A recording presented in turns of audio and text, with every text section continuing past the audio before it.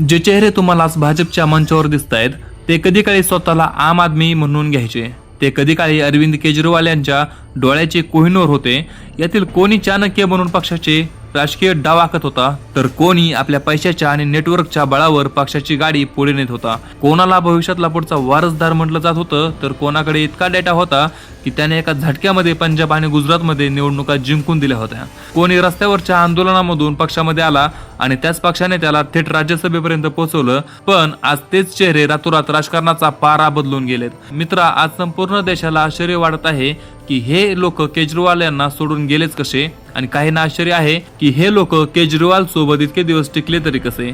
आणि काही लोक अत्यंत उद्गीन होऊन विचारत आहेत, जे लोक भ्रष्ट सिस्टम बदलायला आले होते तेच लोक आज स्वतः सिस्टम मध्ये जाऊन सत्तेचा उपभोग कसं काय घेत आहेत। ही गोष्ट फक्त एका पक्षामध्ये फूट पाडण्याची नाही, ही गोष्ट आहे आम आदमी पासून खास आदमी बनण्याची आणि मग स्वतःच्या लोकांच्या नजरेमध्ये बिभीषण किंवा गद्दार ठरण्याची। तुम्हाला बातम्यांमध्ये दिसलं असेल की आम आदमी पक्षाचे राज्यातील 10 पैकी तब्बल 7 खासदारांनी एकत्र येऊन सर्वात मोठं बंड केलं आणि थेट भारतीय जनता पार्टीमध्ये म्हणजे बीजेपी मध्ये विलय केला।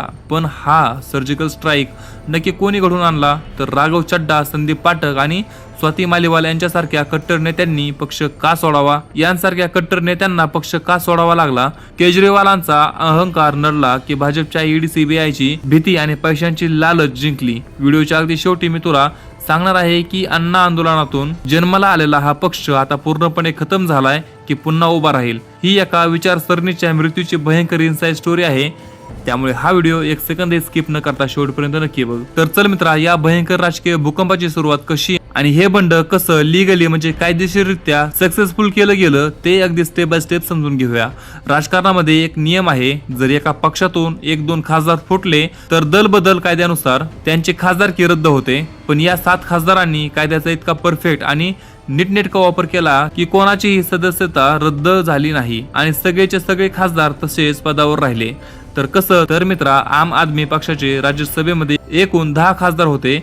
संविधानाच्या 10व्या अनुसूचीनुसार जर कोणत्याही पक्षाचे 2/3 खासदार एकत्र फुटले आणि त्यांनी दुसऱ्या पक्षामध्ये विलय केला तर त्यांच्यावर कारवाई होत नाही। म्हणजे जर 7 खासदार एकत्र आले तर ते कायदेशीररित्या वाचतात। आणि बरोबर याच गणिताचा वापर करत अरविंद केजरीवाल यांच्या सर्वात कमकुवत काळात या 7 खासदारांनी त्यांच्या पाठीत सर्वात मोठा खंजीर खुपसला। या बंडातले प्रमुख आणि सर्वात धक्कादायक चेहरे कोण होते, तर पहिलं म्हणजे राघव चड्डा, म्हणजे पक्षाचा पोस्टर बॉय ज्याला म्हणलं जात होतं, आणि दुसरं म्हणजे संदीप पाठक ज्याला पक्षाचा चाणक्य म्हणलं जात होतं, आणि तिसरं म्हणजे स्वाती मालीवाल ज्यांना महिला सुरक्षेचा आणि पक्षांचा बुलंद आवाज असे म्हणले जात होते, आणि अशोक मित्तल, हरभजन सिंग यांच्यासारखी इतर मोठी नावे। मित्रा, हे अचानक झालेलं नाही, हा पूर्णपणे प्लॅन केलेला आणि केजरीवालांच्या अस्तित्वावर केलेला सर्जिकल स्ट्राईक होता। आता इथे सर्वात मोठा आणि कळीचा प्रश्न निर्माण होतो, नेमकं काय झालं। हा प्रश्न आता जुना झालाय, खरा प्रश्न आहे चूक कुठे झाली। केजरीवालचा अहंकार वाढला होता की भाजपचा दबाव, भीती आणि लालच जिंकली। राजकारणात असं म्हणतात की खरा नेता तोच असतो जो सगळ्यांना सोबत घेऊन चालतो, पण अरविंद केजरीवाल यांच्या बाबतीत एक वेगळीच आणि क्रूर गोष्ट पाहायला मिळते। इतिहास साक्षीदार आहे, आजपर्यंत केजरीवाल सोबत फार कमी लोक शेवटपर्यंत टिकले आहेत। प्रशांत भूषण, योगेंद्र यादव, कुमार विश्वास, आशुतोष ही कितीतरी मोठी नावे आहेत ज्यांनी स्वतःच्या रक्ताचं पाणी करून हा पक्ष उभा केला होता, पण ते सगळे केजरीवाल पासून दूर गेले। पक्षातील अनेक जुन्या लोकांचं म्हणणं आहे की सत्तेमध्ये आल्यावर केजरीवाल यांचा अहंकार वाढला, पक्षातला अंतर्गत संवाद आणि लोकशाही संपली आणि हुकुमशाहीचे आदेश सुरू झाले। जो माझा ऐकेल तोच पक्षामध्ये राहील, जो प्रश्न विचारेल तो बाहेर जाईल, अशी वृत्ती बळावली। याच वृत्तीला कंटाळून हे नेते बाहेर पडले। आणि यामधली दुसरी बाजू म्हणते की हे सगळं खोटं आहे। दिल्लीत आणि पंजाबमध्ये ज्या पद्धतीने ईडी आणि सीबीआय यांच्या रेड्स पडत होत्या, जेलमध्ये जाण्याची भीती होती आणि त्यामुळे या नेत्यांनी स्वतःची कातडी वाचवण्यासाठी घाबरून स्वतःचा पक्ष बदलला। पण मित्रा, जेव्हा सगळे मोहरे एक एक करून निघून जातात तेव्हा प्रश्न फक्त मोहऱ्यांवर म्हणजे खेळाडूंवरती नसतो, तर तो प्रश्न असतो स्वतः खेळाडूवर म्हणजे नेतृत्वावर। इथे गद्दारी मोठी की केजरीवालांचे हिरे ओळखण्यात झालेली चूक मोठी, हा प्रश्न आता इतिहासामध्ये कायमचा नोंदवला गेला आहे। तर चल आता बघूया की या बंडातल्या 3 मुख्य चेहऱ्यांनी केजरीवाल यांना नक्की का सोडलं, कारण बहुतेकांची राजकीय ओळखच केजरीवाल यांच्यामुळे झाली होती। मग ते अचानक दूर का गेले, तर मित्रा, राघव चड्डा म्हणजे केजरीवाल यांचा उजवा हात। पंजाब निवडणुकीच्या वेळी यांना सुपर सीएम म्हणून ओळखलं जायचं। इतका पॉवरफुल माणूस आज मोदींच्या नेतृत्वामध्ये स्वतःचं भविष्य का शोधतोय। आतल्या गटातील माहितीनुसार गेल्या काही काळापासून त्यांना पक्षामध्ये जाणीवपूर्वक डावललं जात होतं।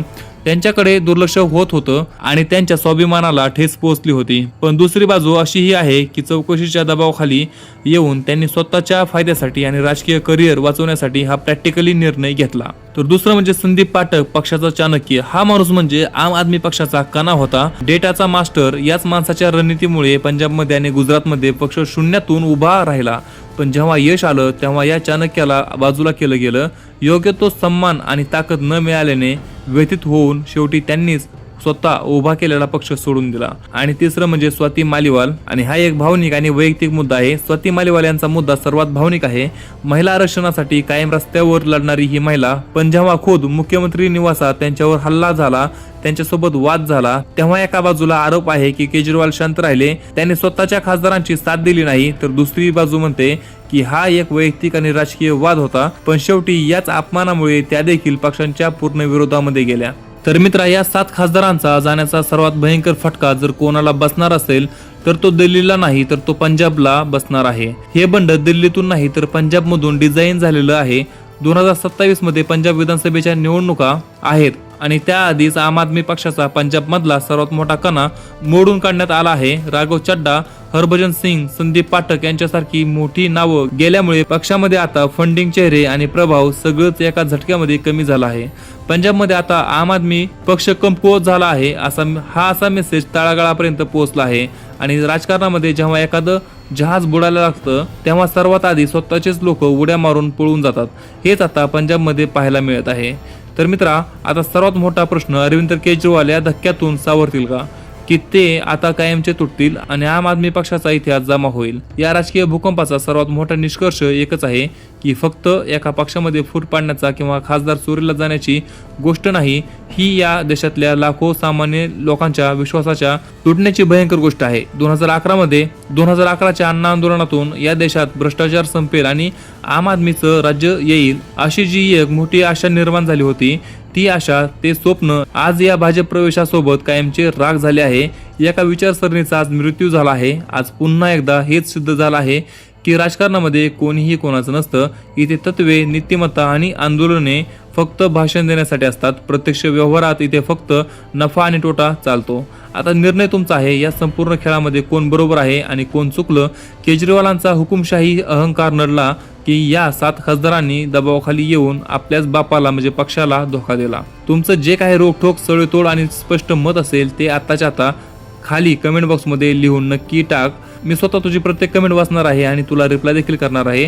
जर तुला राजकारणाची ही इनसाइड स्टोरी आणि एकदम डीप विश्लेषण आवडलं असेल तर या व्हिडिओला एक लाईक कर, आपल्या चॅनलला सबस्क्राईब कर आणि व्हिडिओ तुझ्या व्हॉट्सअप ग्रुपवरती शेअर करायला, तुझ्या मित्रांना, फॅमिलीला शेअर करायला विसरू नको. त्याचबरोबर आपल्या चॅनलला सबस्क्राईब करायला देखील विसरू नको. तर आपण भेटूया पुढच्या व्हिडिओमध्ये. तोपर्यंत जय हिंद, जय महाराष्ट्र.